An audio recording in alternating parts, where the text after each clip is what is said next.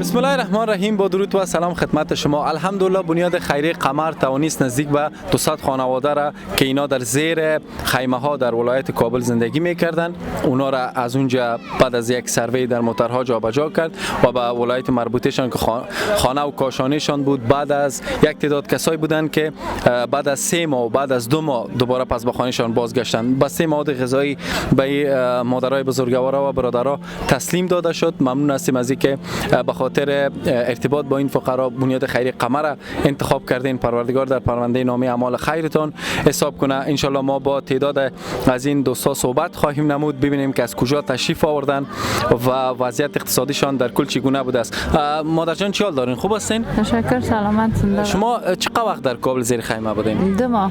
2 ماه بودین؟ بله. حالا چی احساس میکنین زمانی که دوباره به خانه‌تان بازگشتین؟ احساس خوشی میکنیم. خب بسیار خوب، ان شاء الله مواد مشکلتان حل کنه. بعد از چقدر وقت دوباره پس به قندوز آمدین؟ 2 ماه پس. 2 ماه. احساستان چی است؟ احساس ما تشکر، خیر ببینیم. ما چی کردیم، با ما کمک کردیم، پس خانه ما گشتیم. 3 ماه میشه که خانه برآمدیم، تبال رنگ خانه را ندیدیم. تعداد فامیلتان چقدر بود؟ 4 تا. 4 نفر. حالا ان شاء الله مشکلتان حل شده؟ بله. خب دوستان عزیز، سپاسگزار هستیم از دوستایی که این خدمت کردن. روی صفحاتان لینک ها مشاهده میکنین و همچنین شماره تماس در خدمتتان است. و السلام علیکم و رحمت الله و برکاته.